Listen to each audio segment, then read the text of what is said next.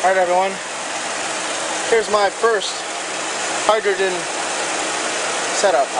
Let's start with, well, here's the hood. Normally, you'd see some canisters somewhere. You'd see them anywhere, just somewhere. Something that did not look normal. Everything looks normal, right? It's because they're not here. The only thing I have up front is this, right here, which I'm going to modify. It's not in a good place right now. It's only going to the, I guess, the oil valve. So that's not going to do any good. I'm going to take, this hose right here is hydrogen, okay? This comes from my trunk. But, it's the gas hydrogen, right? And it's coming into here. It needs to come into here, somewhere, anywhere. So what I'm going to do is put it right here, right in the middle. That way, every cylinder gets some underneath, under my engine. But yeah, there's the hose coming from the back. I got it weaving around. Kind of goes that way, and then you see it go straight down and out. Alright, it goes underneath the hood of the car, or underneath the car itself. I won't follow it that way, but let me pop the trunk. No major delays to worry about on the westbound side of the 408, and we're still watching that 535 and Jacaranda Boulevard. Underneath the cart, which is where I'm going next, there's my hose. I got the hose coming from down there. You can see some tie wraps. Comes up around here, and I drilled a hole right into where my spare tire goes. So that's where the hose goes. It goes up here. Alright. Like just donating $25 to the local. Let me move some things. Come on down, take advantage of that. Plus, I have the radio running. I have this in the way. We have single title CDs that are on sale today. This is gonna go out Saturday. Should have had this ready. Sorry. But here is my unit. As you can see right there, that's the hose that comes from underneath the car. We're currently feeding it through this clear tube so we can see what's going on. There's a little bit of condensation, not much. You want to have as little as possible. I'm going to turn the radio down. That's the sound of... Okay, no more radio. But that tube right there, maybe it's better if I explain this the other way. I can do better with that. This one right here is my unit. We call it the unit, alright? It's filled with distilled water with baking soda.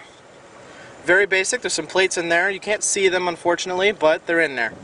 As it's doing its electrolysis, comes out of this tube.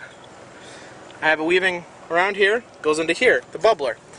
If you were with me right now, you'd be able to feel it, which I'm doing right now. It has bubbles in it. There's a tube that sticks down into there, and that way when the gas comes out and goes this way, it actually comes into that tube and then into what I have a pool of water coming about this high, and it bubbles. And so it comes right back up, leaving only the gas. Okay? The gas then comes in here into what we made as the dryer. Sometimes there is water vapor. We want to have as little water vapor as possible, so as it comes into here, we actually have it dry. It goes into some wire mesh and drips down, okay? And then leaving only the gas coming to come right back up. Like I said, there's wire mesh in here. As the water and the vapor comes into here, whatever water there is hopefully drips down into here. I have this twist valve right here so I can empty it. Actually, let's see if there is any. There is some. You can see it dripping there. I'm gonna have it stop dripping, but that means that yes, it is working. Our dryer is working. It's actually dripping a lot. Wow, I zoomed in a lot. I'm sorry, everybody. Anyway, it was dripping a lot. You can see the soiled spot right there. Anyway, comes out of this hose right here, goes straight to the engine. Okay, that's it.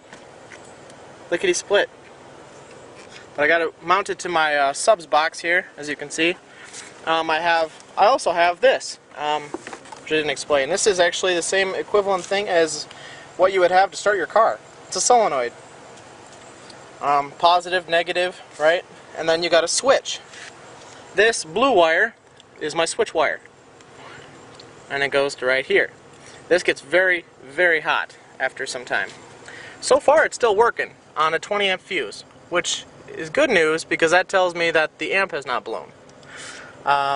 Speaking of, here it is. It's underneath. Ugh. Hold on. Stand by.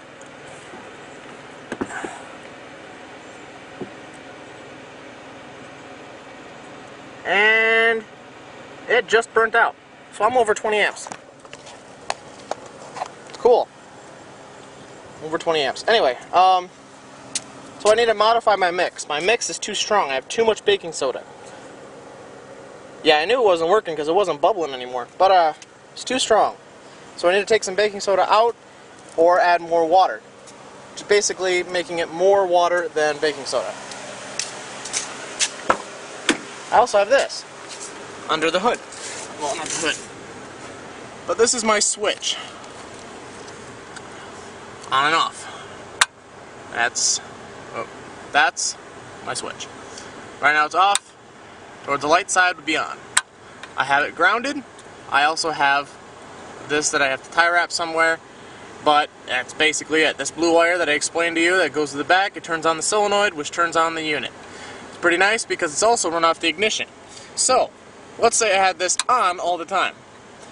That means that it won't be on all the time. The unit will not be writing from the battery. It'll be running first from up here in my fuse box, which is actually run off the ignition switch. So, this unit, my hydrogen unit, will only be on if this is in the on position and the car is currently on with the ignition. Otherwise, I have this to turn it off, or I could just turn off the car. Pretty nice. So right now it's off. And that's how I wired it. That's how I did everything. Pretty much safe, fail-proof. Of course I need to modify my mix. That's about it. Thank you.